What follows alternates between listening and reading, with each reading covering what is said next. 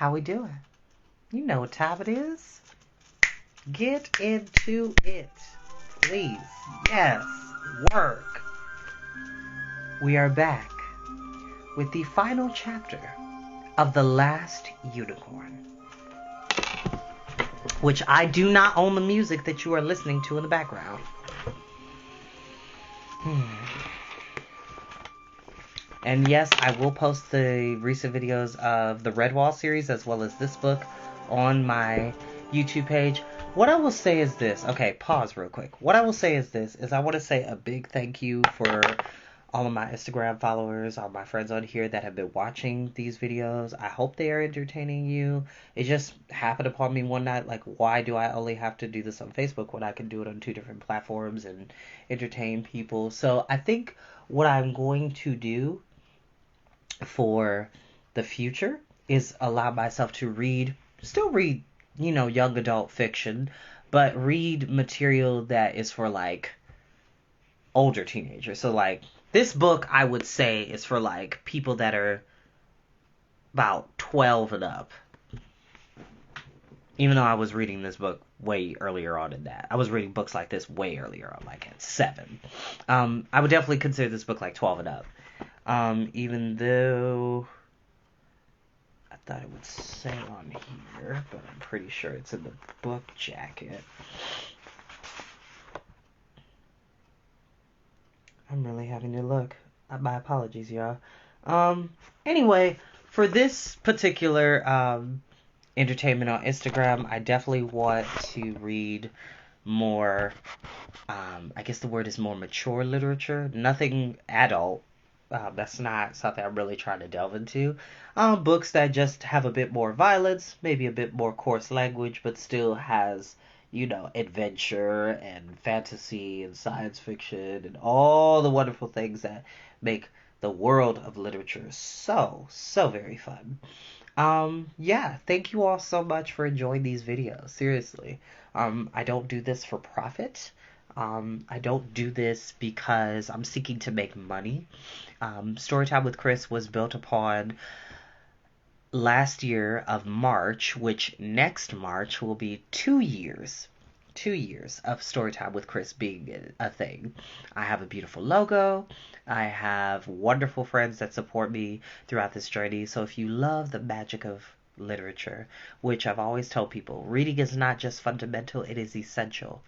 It is an essential component to learning about different cultures, learning about different perspectives on different situations, elevating one's language, bridging worlds together that you didn't even know were possible, or showing you worlds that exist in our world that you didn't know it could exist. So I'm a huge supporter of literature. And thank you for my friends that are watching. Hi. Because, like, it shows me who it is, but, like, y'all can comment. Typically, I can't comment back while I'm reading, but I always enjoy when people comment while I'm doing story time. So, again, just a big thank you for watching, and we're going to get into the last chapter of The Last Unicorn.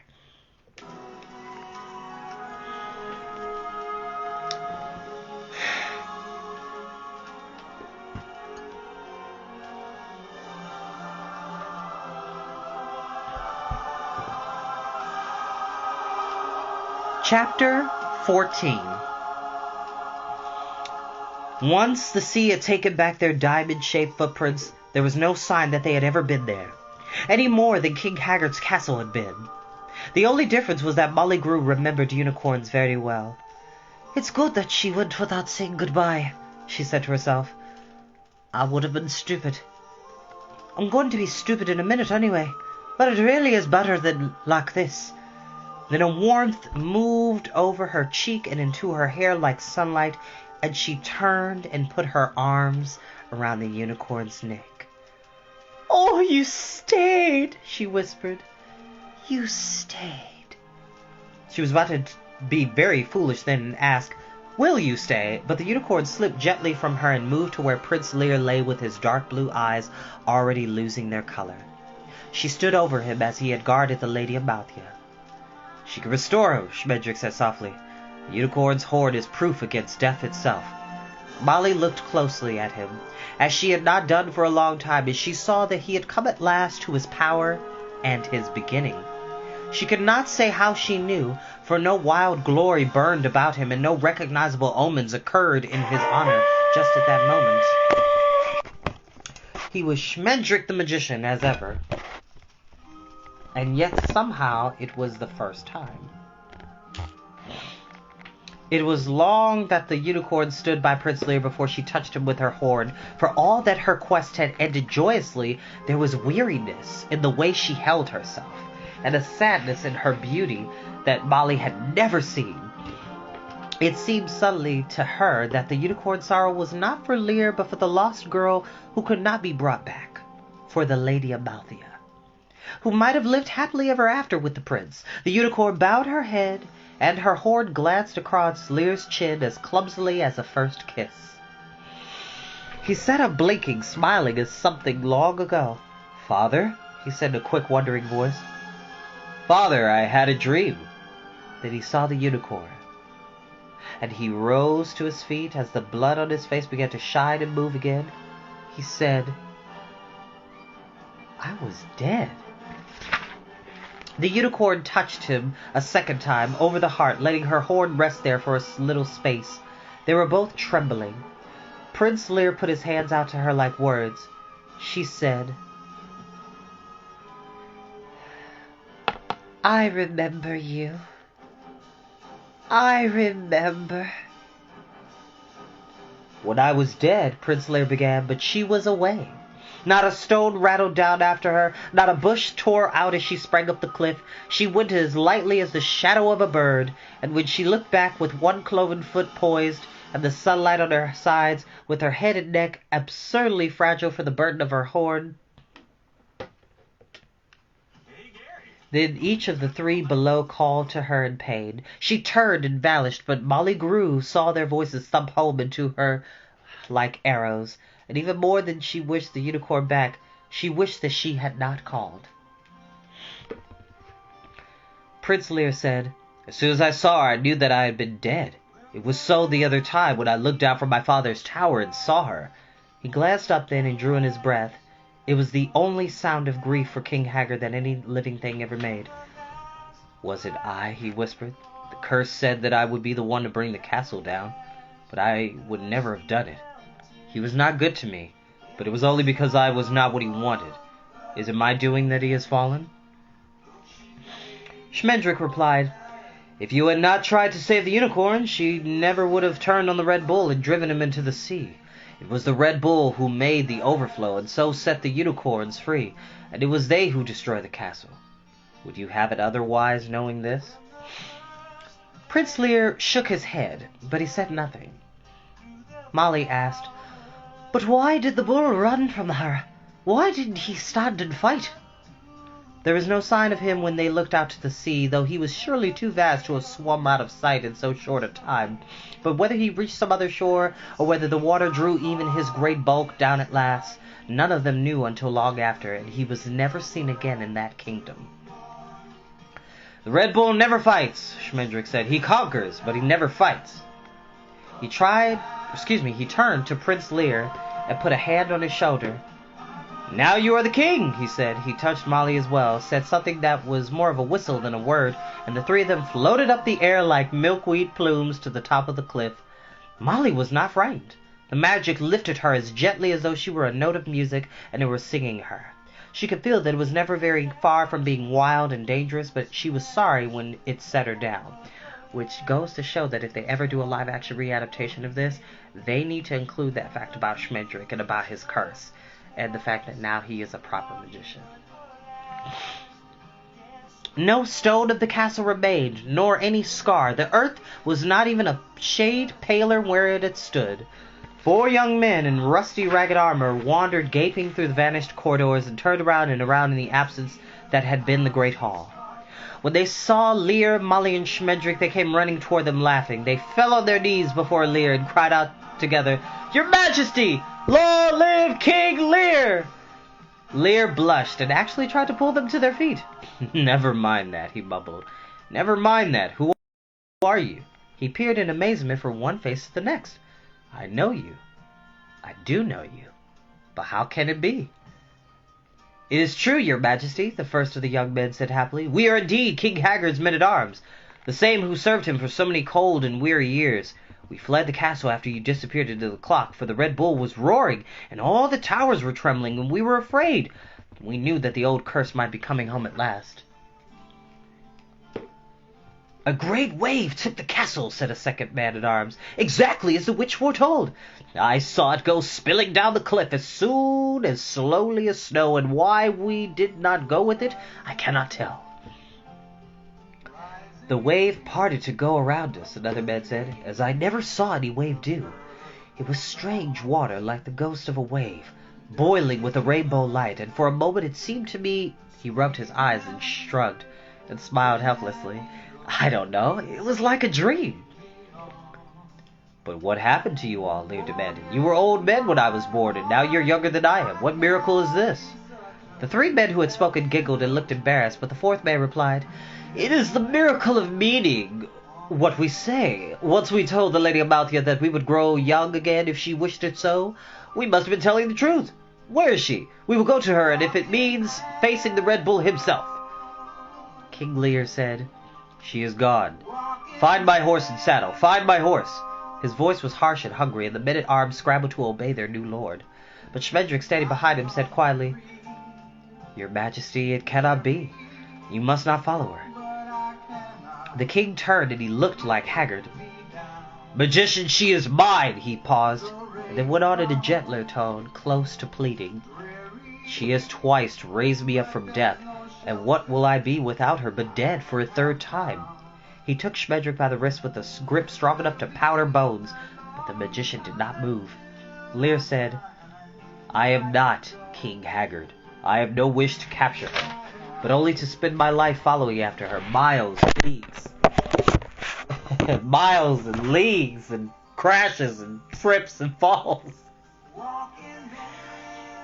Even years behind, never seeing her, and perhaps but content. It is my right.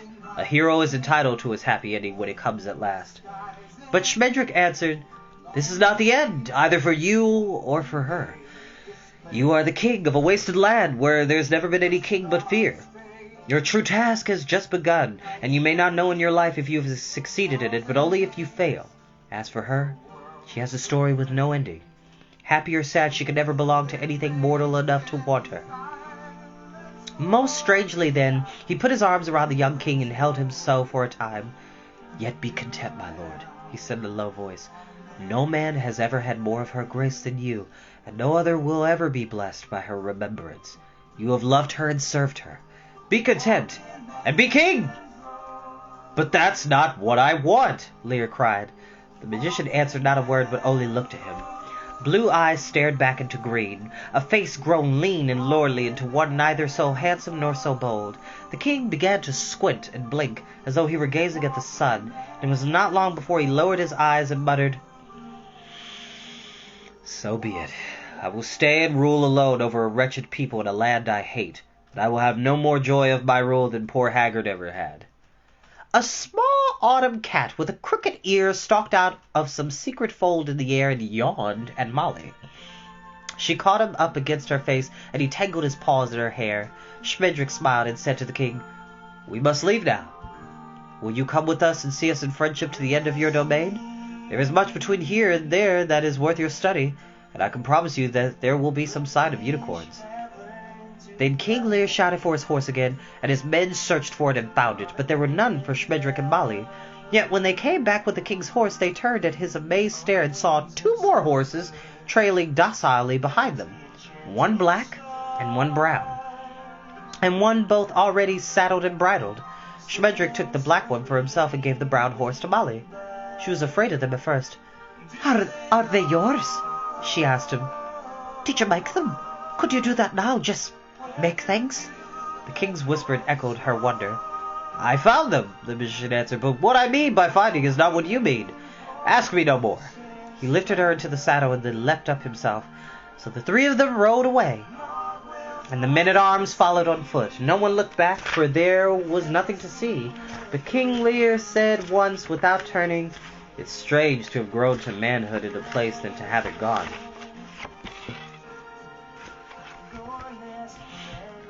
And everything changed, and suddenly to be king. Was none of it real at all? Am I real then? Schmendrick made no reply. King Lear wished to go swiftly, but Schmendrick held them to a leisurely pace and a roundabout road. When the king fretted for speed, he was admonished to consider his walking men, though they marvelously never tired for the length of all their journey. But Molly soon understood that the magician was delaying in order to make Lear gaze long and closely at his realm, and to her own surprise she discovered that the land was worth the look. Very slowly spring was coming to the barren country that had been Haggard's. A stranger would not have noticed the change, but Molly could see that the withered earth was brightening with greenness as shy as smoke. Squat, snaggly trees that had never yet bloomed were putting forth flowers in the wary way an army sends out scouts. Long, dry streams were beginning to rustle in the beds. Smells slipped in ribbons. Pale grass and black mud, honey and walnuts, mint and hay and rotting applewood, and even the afternoon sunlight had a tender, sneezy scent that Molly would have known anywhere. She rode beside Schmendrick, watching the gentle advent of the spring and thinking of how it had come to her, late but lasting. Unicorns have passed here, whispered to the magician. Is that the cause? Or is it Haggard's fall and the Red Bull's gone? What is it? What is happening? Everything, he answered her. Everything, all at once. It is not one springtime, but 50, and not one or two great terrors float away, but 1,000 small shadows lit for the land. Wait and see. Speaking for Lear's ear, he added, Nor is this the first spring that has ever been in this country. It was a good land long ago, and it wants little but a true king to be so again. See how it softens before you. King Lear said nothing, but his eyes roved left and right as he rode, and he could not but observe the ripening. Even the valley of Hagsgate of evil memory was stirring with all manners of wildflowers, columbine and harebell, lavender, lapine, foxglove, and yarrow. The rooted footprints of the Red Bull were growing mellow with mallow. But when they came to Hagsgate deep in the afternoon, a strange savage light awaited them. The plowed fields were woefully torn and ravaged, while the rich orchards and vineyards had been stamped down, leaving no growth or arbor standing. It was such shattering ruin as the bull himself might have wrought. But it seemed to Molly Grew as though 50 years' worth of foiled griefs had struck Hagsgate all at once, just as many springtimes were at last swarming the rest of the land. The trampled earth looked oddly ashen in the late light. King Lear said quietly, What is this? Right on, your majesty, the magician replied. Right on! The sun was setting as they passed through the overgrown gates of the town and guided their horses slowly down streets that were choked with boards and belongings and broken glass, with pieces of walls and windows, chimneys, chairs, kitchenware, roofs, bathtubs, beds, mantles, dressing tables. Every house in Hagsgate was down. Everything that could be broken was. The town looked as though it had been stepped on. The people of Hagsgate sat on their doorsteps wherever they could find them, considering the wreckage. They had always had the air of paupers. Even in the midst of plenty and real ruin made them appear almost relieved, and no whit poorer. They hardly noticed Lear when he rode up to them, until he said, I am the king. What has befallen you here? It was an earthquake, one man murmured dreamily, but another contradicted him, saying, It was a storm, a nor'easter straight off the sea. It shook the town to bits and hailed down like hooves. Still another man insisted that a mighty tide had washed over Hagsgate, as tide as white as dogwood and heavy as marble, that drowned now and none and smashed everything. King Lear listened to them all, smiling grimly. Listen, he said when they were done. King Haggard is dead, and his castle is fallen. I am Lear, the son of Hagsgate, who was abandoned at birth in order to keep the witch's curse from coming true, and this from happening. He swept an arm around him at the burst houses. Wretched, silly people, the unicorns have returned. The unicorns that you saw the Red Bull hunting and pretended not to see. It was they who brought the castle down, and the town as well. But it is your greed and your fear that have destroyed you. The townsfolk sighed in resignation. But a middle-aged woman stepped forward and said with some spirit, "It all seems a bit unfair, my lord. Begging your pardon, what could we have done to save the unicorns? We are afraid of the Red Bull. What could we have done?" "One word might have been enough, you'll never know," King Lear replied. He would have wheeled his horse and left them there, but a feeble, rupee voice called him, "Lear! Little Lear, my child, my king!" And another voice piped out. Molly and Schmendrick recognized the man who came shuffling up with his arms open, wheezing and limping as though he were older than he truly was. It was Drin. "Who are you?" the king demanded. "What do you want of me?" Drin pawed at his stirrups, nuzzling his boots.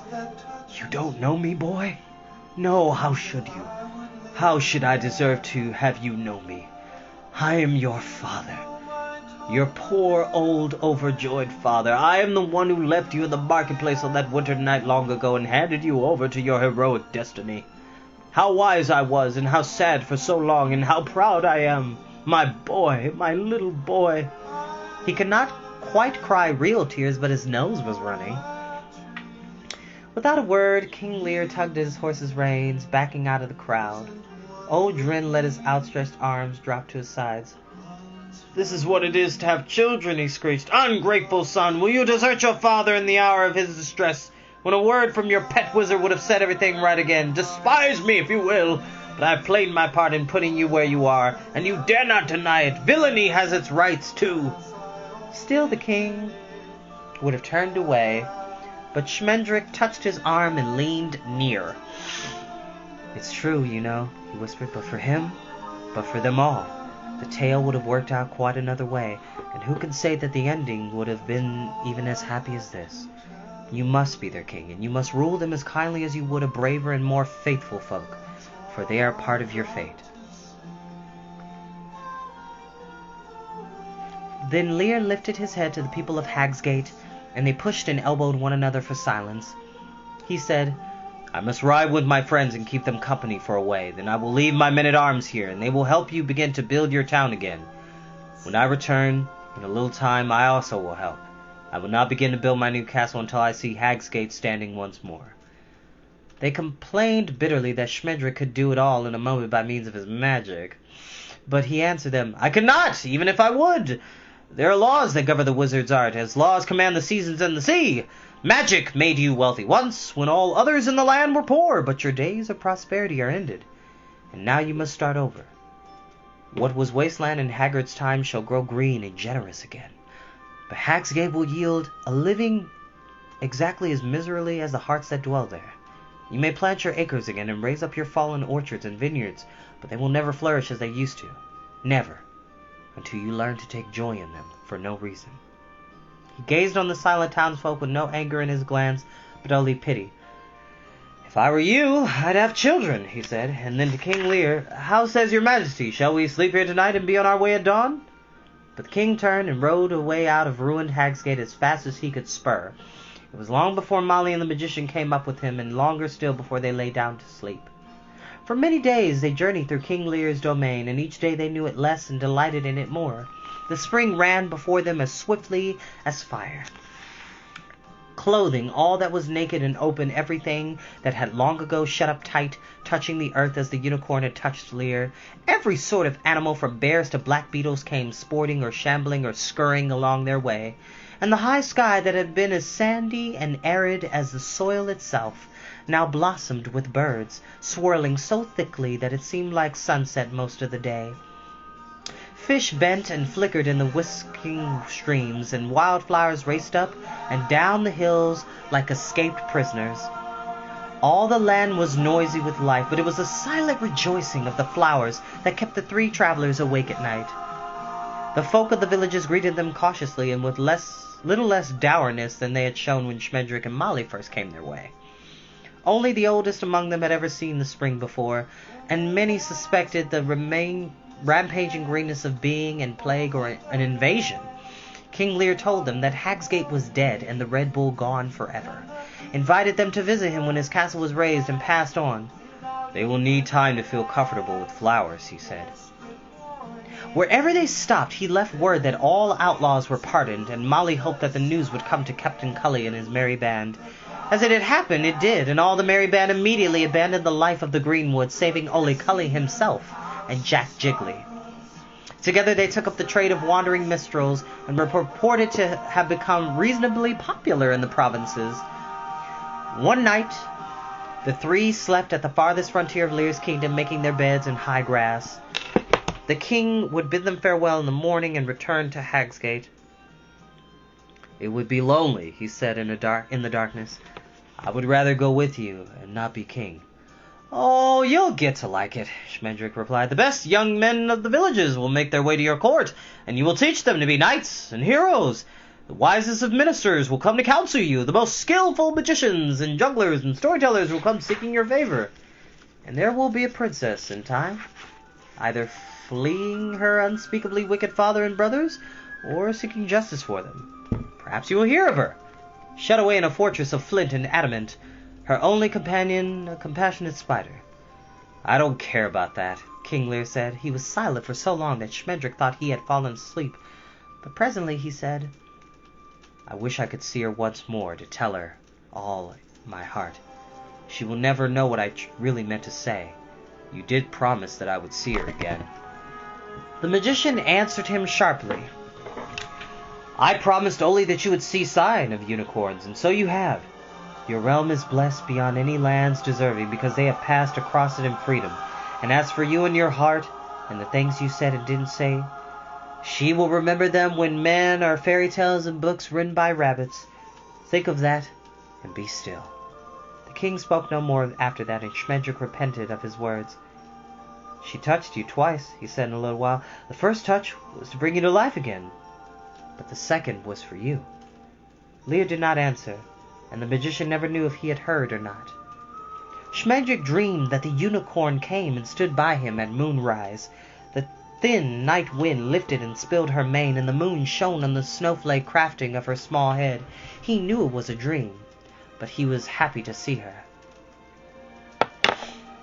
"How beautiful you are! I never really told you." He would have roused the others, but her eyes sang him a warning as clearly as frightened birds. But he knew that if he moved to call Molly and Lear, he would wake himself and she would vanish. So he said only, "They love you more, I think, though I do the best I can." "That is why," she said, and he could not tell what she was answering. He lay very still, hoping that he would remember the exact shape of her ears when he did wake in the morning. She said, "You are a true and mortal wizard now, as you always wished. Does it make you happy?" "Yes," he replied with a quiet laugh. "I'm not poor haggard to lose my heart's desire the having of it. But there are wizards and wizards. There's black magic and white magic, and the infinite shades of gray between, and I see now that it is all the same.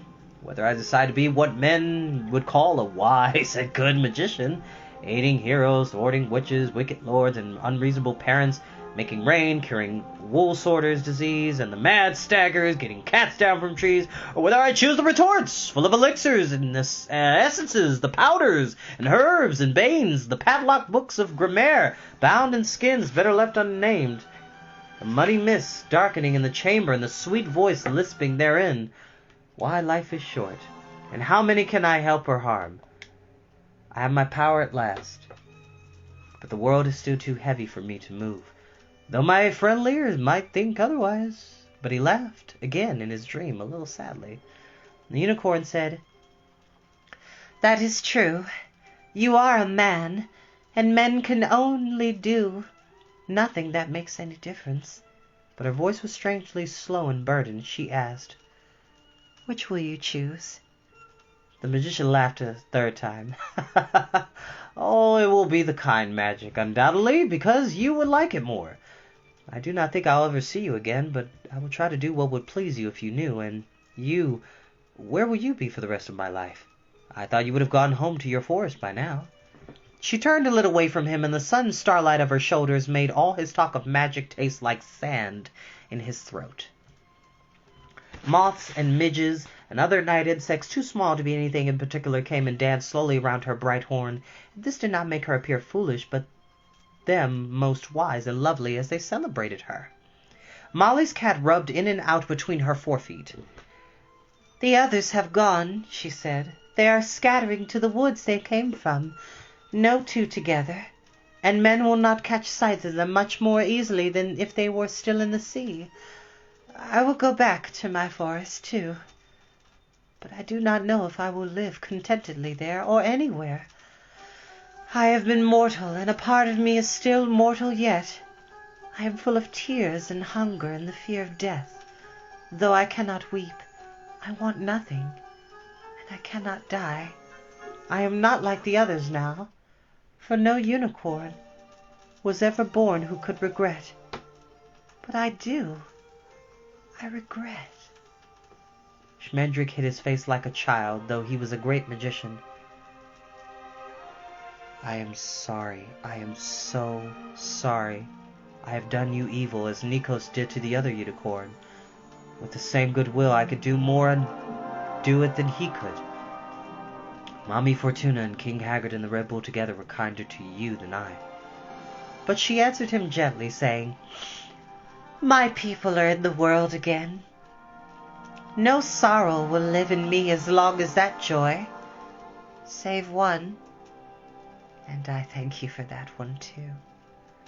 Farewell, good magician. I will try to go home." She made no sound when she left, but he was awake, and the crooked-eared cat was meowing lonesomely. Turning his head, he saw the moonlight trembling in the open eyes of King Lear and Molly Grew. 3 of them lay awake till morning, and nobody said a word. At dawn, King Lear rose up and saddled his horse. Before he mounted, he said to Schmendrick and Molly, "I would like it if you came to see me one day." They assured him that they would, but still he lingered with them, twisting the dangling reins about his fingers. "I dreamed about her last night," he said. Molly cried, "So did I!" And Schmendrick opened his mouth and then closed it again. King Lear said hoarsely, "By our friendship, I beg you, tell me what she said to you." His hands gripped one hand each of theirs, and his clutch was cold and painful. Schmendrick gave a weak smile.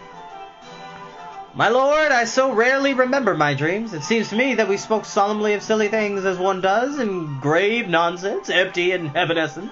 The king let go of his hand and turned his half-mad gaze on Molly Grew. "I'll never tell," she said, a little frightened, but flushing oddly. "I remember, but I'll never tell anyone, if I die for it. Not even for you, my lord." She was not looking at him as she spoke, but at Schmendrick. King Lear let her hand fall as well, and he swung himself into the saddle so fiercely that his horse reared up against the sunrise, blugging like a stag. But Lear kept his seat and glared down at Molly and Schmendrick with a face so grim and scored and sunken that he might well have been king as long as Haggard before him. "She said nothing to me," he whispered. "Do you understand? She said nothing to me, nothing at all." And his face softened, as even King Haggard's face had gone a little gentle when he watched the unicorns in the sea. For that moment he was again the young prince who had liked to sit with Molly in the scullery. He said, "She looked at me. In my dreams she looked at me and never spoke." He rode away without goodbye, and they watched after him until the hills hid him, a straight sad horseman going home to be king. Molly said at last, "Oh, the poor man, poor Lear." "It has not fared so badly," the magician answered. "Great heroes need great sorrows and burdens, or half their greatness goes unnoticed. It's all a part of the fairy tale." But his voice was a little doubtful, and he laid his arm softly around Molly's shoulders. "It cannot be an ill fortune to have loved a unicorn," he said. "Surely it must be the dearest luck of all. Through the hardest earned! Ha ha ha!"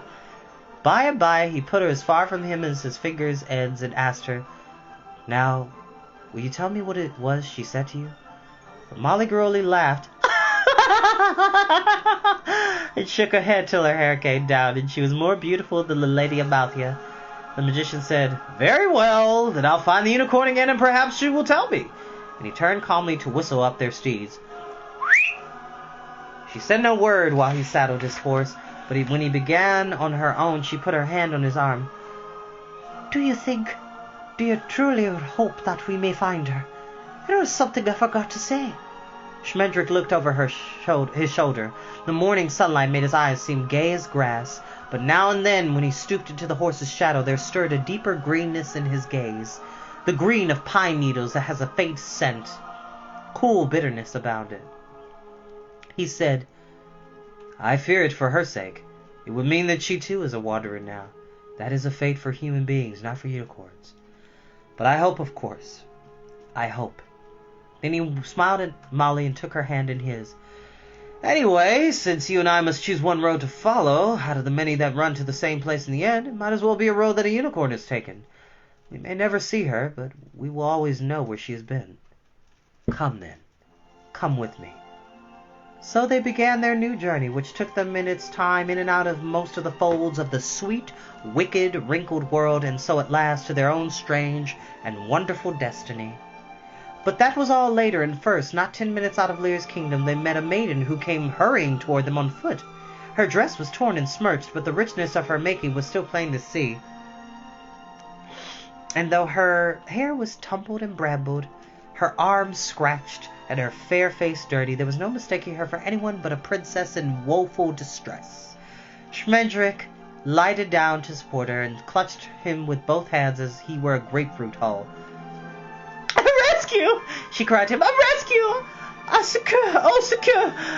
An ye be a man of mettle and sympathy, aid me now. I, hight the Princess Alison Jocelyn, daughter to good King Giles, and him foully murdered by his brother, the bloody Duke Wolf, who hath ta'en my 3 brothers, the Princes Corin, Colin, and Calvin, and cast them into a fell prison as hostages, that I will wed him with his fat son, the Lord Dudley, but I brought the sindel and sopped the dogs." But Schmendrick the magician raised his hand, and she fell silent, staring at him in wonder of her wide lilac eyes. "Fair princess," he said gravely to her, "the man you want just went that way." And he pointed back toward the lad they had so lately quitted. "Take my horse.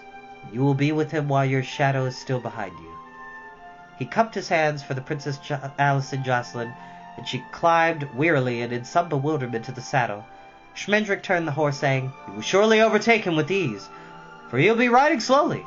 He's a good man, and a hero greater than he'd cause its worth. I send all my princesses to him. His name is Lear."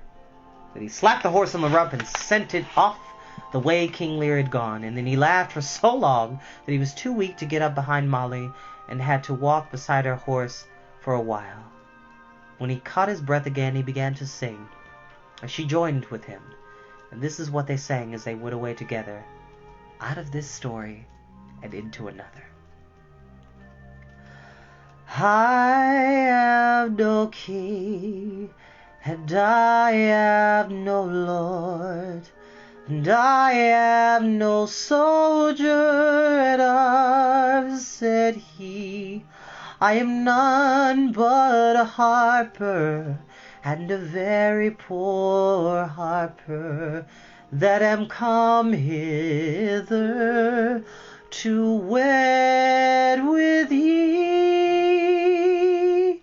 If you were lord, you should be my lord, and the same if you were a thief, said she. Yet if you are a harper, you shall be my harper, for it makes no matter to me, for it makes no matter to me.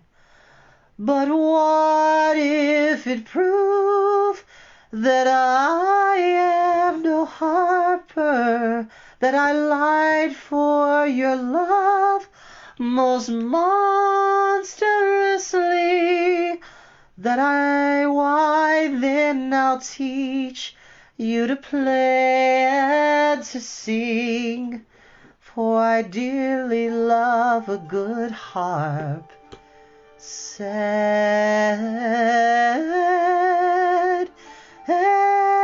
she.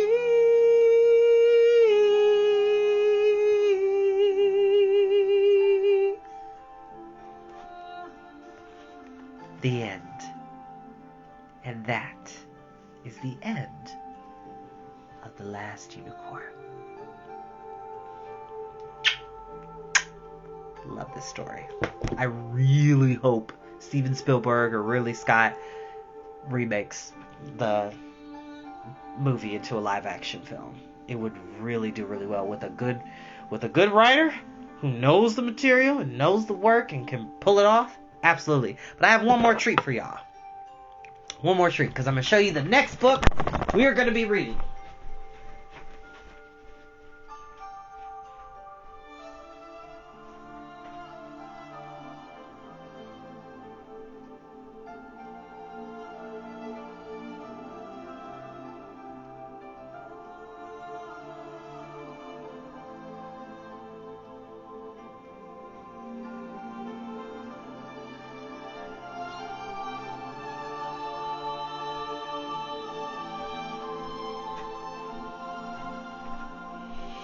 So, I've talked about this book before. It is my favorite book of all time. It is literally my favorite novel of all time. I love the movie. The first and second movie actually do a pretty good job of adapting the book, but next time, after a little bit of a break here, we're going to be reading The Neverending Story by Michael Ende. This is still recommended as one of the greatest books of all time, one of the greatest fantasy books of all time. I really loved watching the animated series growing up in the 90s. I loved watching the movies. I love this story, and I am so glad that I get to share it with you all. And we are about to go into the land of Fantastica.